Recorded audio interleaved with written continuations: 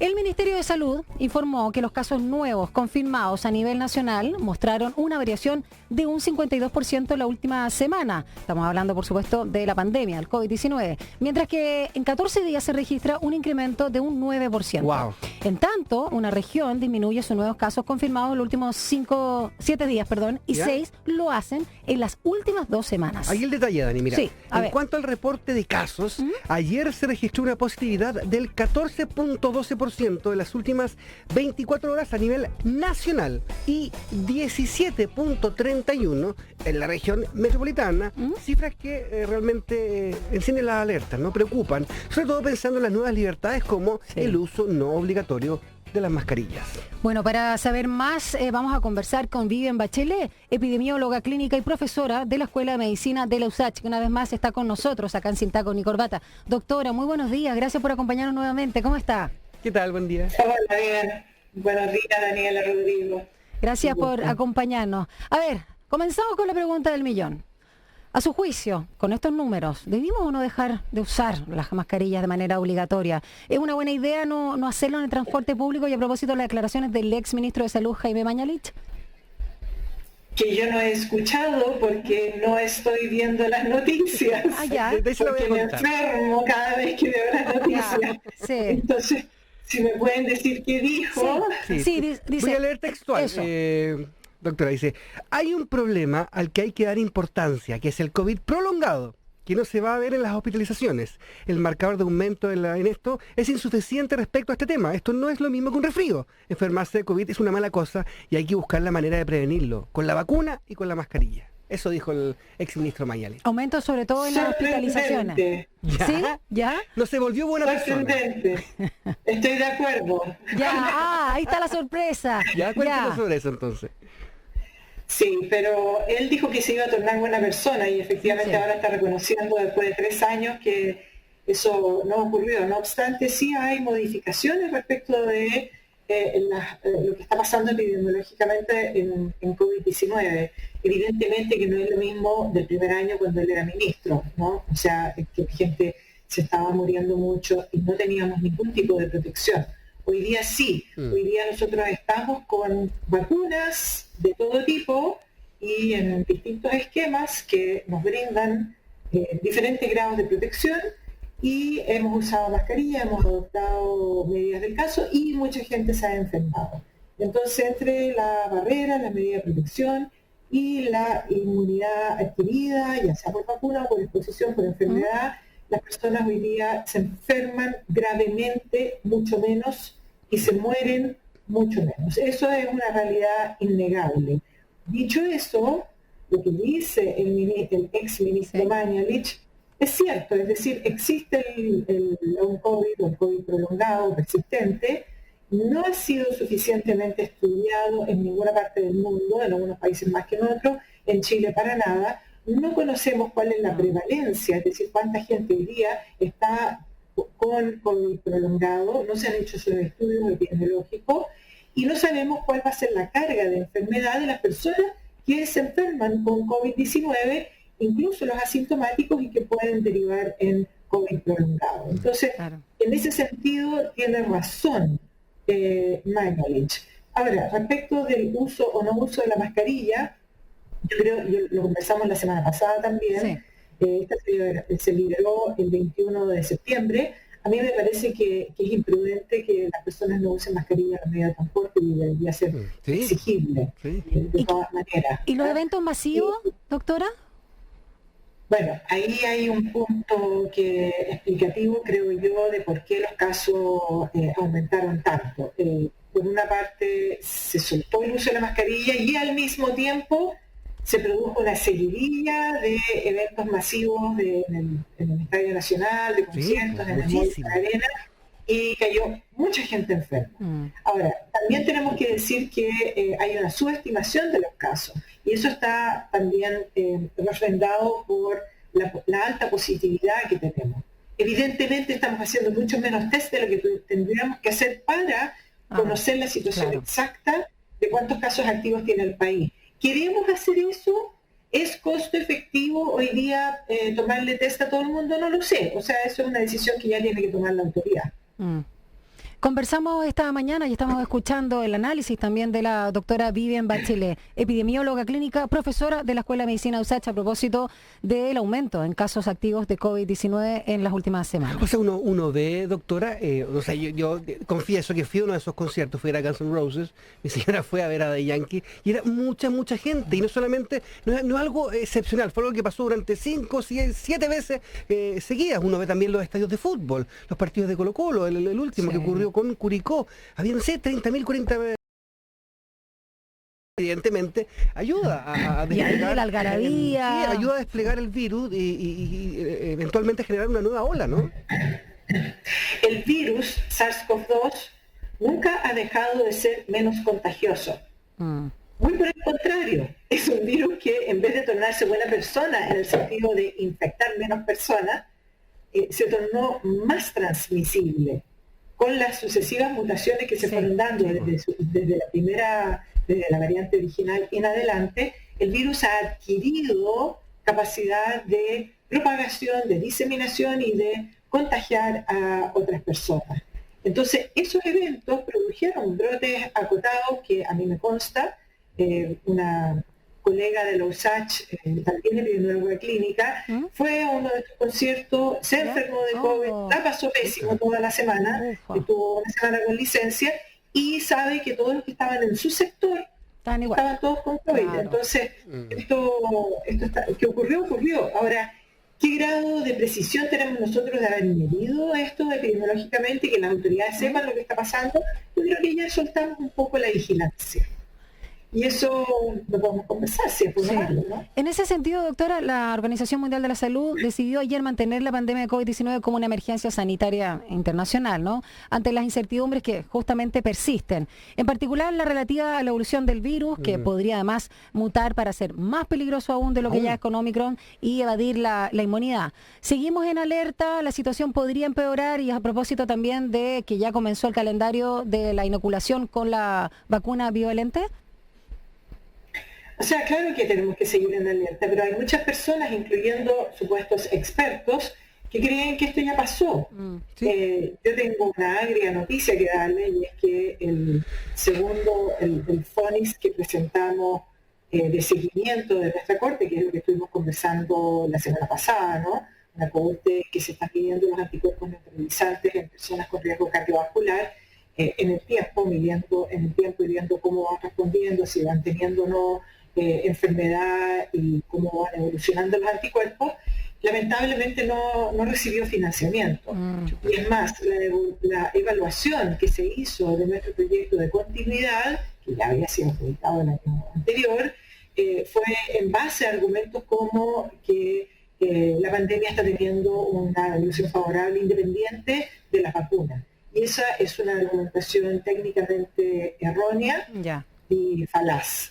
Entonces, y peligrosa, peligrosa además. Y muy peligrosa. Entonces, si personas que están en ese nivel, es decir, en el nivel de ciencia, evaluando proyectos, ya tienen esta idea de que ya estamos fuera de este tema, que ya no es un problema, que no es importante y que no se necesitan invertir recursos en esto, entonces estamos más mal de lo que podríamos estar. Precisamente lo que tenemos que hacer es tener una capacidad de responder proactivamente y no reactivamente frente a las amenazas pandémicas que pueden llegar, ya sea de esta o de otras futuras. Claro, yo le contaba, doctora, a la Dani en la mañana, que de repente tengo una sensación como que esta bajada de mascarilla influye en otras cosas. Por ejemplo, hijos de amigos, mi propio hijo, como infectados de otras cosas, como con influenza, como que salieron al mundo sin mascarilla y está pasando la cuenta también, no solamente con COVID, sino que con otras enfermedades respiratorias. Claro, ahora, ¿cuánto le podemos pedir a la gente que use la mascarilla? No lo sé, o sea, eso ya está para las personas que hacen estudios de psicología colectiva, conductual, de cómo se comportan las personas, los grupos. Yo sigo viendo gente usando mascarilla en Chile, me parece bien eso. Y si uno mira el mapa comparativo de los casos, de la incidencia de casos COVID de Chile respecto del resto de la región y cómo evoluciona, Chile siempre está arriba. Siempre ha tenido más casos por millón de habitantes que los países que nos rodean. Porque se mide más. Obviamente que eso se, Sí, exacto. Obviamente que eso se explica porque nosotros medimos más. Pero Chile también ha sido uno de los que más ha usado la mascarilla comparativamente con otros países. Entonces, ¿podemos seguir el camino de la política del avestruz? Podemos. Sí, que obviamente hay otros países que lo están haciendo y puede ser legítimo hacer eso. No lo sé, yo no soy autoridad, no soy una investigadora. Pero es un camino a seguir, lo medimos más y en la medida en que los hospitales se mantengan con camas UCI disponibles, estamos al otro lado. O podemos ser más vigilantes. Ahora, yo creo que tenemos que ser pragmáticos, no tan maximalistas quizás como el doctor Mañalich, que él le encantan los extremos, me das cuenta. Creo que nosotros tenemos que ser prácticos en el sentido de ver, bueno, hasta qué punto le podemos pedir cosas razonables a la población. Eso. Por eso yo siempre he sido muy clara de que tenemos que explicar cómo funciona la mascarilla y por qué nos protege no solo frente a esta, sino que también otras infecciones. Por una parte, explicar que la vacuna es importante y que todos nos tenemos que vacunar. También explicarle a las autoridades del ministerio que no necesariamente dar muchos booster, dosis de refuerzo, son la solución. Puede que no sea el caso, porque si miramos las estadísticas de lo que tenemos ahora, con la gente vacunada así como está, tenemos protección en todos los grupos etarios, y donde se nos cae la protección, independiente de si usted ha recibido o no recientemente la vacuna, en las personas mayores y mayores de 70 años. Entonces, grupos de riesgo. El problema está estrictamente en esas personas que tienen comorbilidades, en fin, ¿no? Entonces, hay que hacer un poquito más de ojo fino en las medidas y en ese sentido, claro, la comunicación de riesgo, ¿cómo la evalúa de las actuales autoridades de salud? Sobre todo porque para muchos podría ser una señal de relajo o de que estamos saliendo de la pandemia, estamos con buenos números, aunque tenga la correlación directa con el alto porcentaje y cobertura de vacunación, pero a lo mejor la gente dijo, bueno, si me saco la mascarilla puedo hacerlo, no hay mayor riesgo ahora, ya tengo 4 en el cuerpo, ¿no? Y ya comenzó esta nueva inoculación para la bivalente, la gente estará dispuesta a vacunarse una vez al año, que sea una vez al año. Antes era 6 meses. No tengo idea pero la comunicación de riesgo, ¿cómo la evalúa en función de ese posible escenario, de que haya fatiga de material, por alguna forma? Sin ánimo de criticar las presentes autoridades, pero yo no percibo que haya efectivamente una comunicación de riesgo. Y quiero ser bastante constructiva en esto, no me interesa pegarle a nadie, digamos, porque hay muchas necesidades en salud hoy día y creo que las autoridades están tratando de hacerse cargo de todas ellas. Una de las necesidades siendo también la necesidad de hacer una reforma estructural en salud, ¿no? Que está muy pendiente y es una necesidad muy sentida de la población, además de la demanda asistencial en general que se ha producido. Pero creo que podría ser mejor. Ahora, ¿qué es lo que yo realmente echo de menos de las autoridades? Aparte de esto que es más visible, lo de la comunicación de riesgo, son las evaluaciones económicas que lo he dicho siempre, que no se han hecho. Y eso lo tienen que hacer los técnicos del ministerio, y para eso están los departamentos y las personas calificadas y competentes para hacerlo. Y lo segundo que echo de menos es una vigilancia representativa, es decir, una capacidad del país instalada de saber exactamente qué está pasando con distintas virus, no solo el SARS-CoV-2, sino que también con otros. La vigilancia que tenemos con centinelas, ¿no es cierto?, y que son reportados al Instituto de Salud Pública, es muy acotada, muy precaria, muy básica. Y yo esperaría que se pudiera amplificar eso a tener así como tenemos una red sismológica en Chile, porque los terremotos nos afectan profundamente y se producen catástrofes, bueno, y es buena esa red, ¿ya? Una cosa parecida deberíamos tener respecto de las endemias y epidemias y los brotes, y tener una capacidad de respuesta rápida. Eso es lo que he hecho de menos. Un fortalecimiento de la red de vigilancia de las enfermedades infecciosas y sobre todo de las declaradas con potencial pandémico o actualmente en pandemia. Sí, y más investigación asociada, además, fortalecer la investigación que se hace, que informa también esas decisiones de cómo hacer la vigilancia. Sí, también estar atento, no sé, a esos recrudecimientos de la viruela al mono, al ébola, que ha hecho noticia en el mundo en los últimos días. Ahora, quería aprovechar que estamos en vivo, Dani, profesora, para contarles el informe de hoy día. Ya, 6.200 casos nuevos, 13.000 casos activos, redondeando, 36 fallecidos. Eso es como que todavía me cuesta comprender el número alto, claro, el número alto, tomando en cuenta la cantidad de vacunación. 13% de posibilidad nacional, 13.33, y 43.924 exámenes en las 24 horas, y la región metropolitana también 13.33. Bajó un poquito respecto a lo que se indicó a lo que íbamos viendo, pero claro, esa queda como mi pregunta, ¿no? ¿Por qué siguen la tasa de fallecidos siendo muy alta? Sí, hay que ser precisos en eso también, porque la tasa de fallecidos, cuando se dice así como a nivel total, es decir, que se están muriendo personas efectivamente de COVID todos los días, y eso es doloroso. Hasta hace 3 años atrás nadie se moría de COVID, no existía, ¿ya?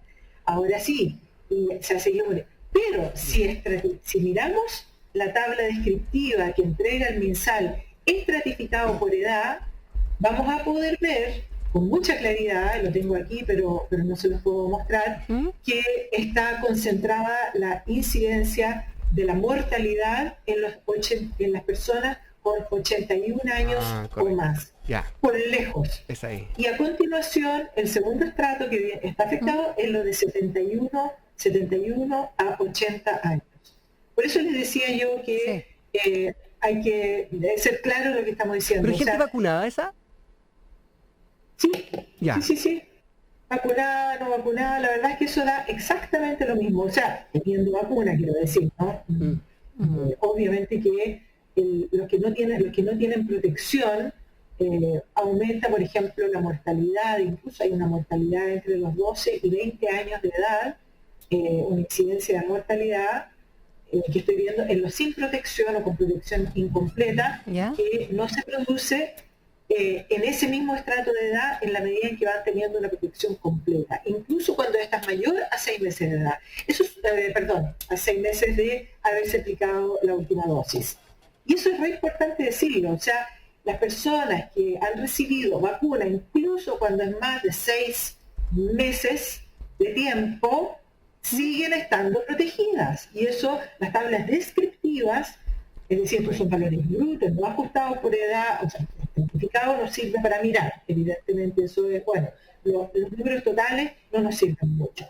Pero cuando miramos estas tablas vemos dónde están los problemas. Los problemas están en los no vacunados y los casos sintomáticos y asintomáticos también, o casos en total, están más concentrados en las personas jóvenes, que son las personas que han ido a los conciertos, sí, claro, son vectores de contagio, claro, casos, absolutamente. como casos. Pero la mortalidad está concentrada sobre todo por lejos en los mayores de 81. Sí. Muchas gracias por conversar con nosotros. A nosotros como radio, ¿no?, de una institución pública, un medio de la USACH, nos interesa mucho mantener este tema en la palestra, ¿no? Que nos olvidemos que seguimos en pandemia. Así que muchas gracias, doctora Vivian Bachelet, epidemióloga clínica, profesora de la Escuela de Medicina USACH, por conversar nuevamente con nosotros. Gracias por su análisis y por su simpatía. Que esté muy bien. Muchas gracias. Gracias a ustedes. Chao. Encantada de estar acá. Gracias, chao. 11:33.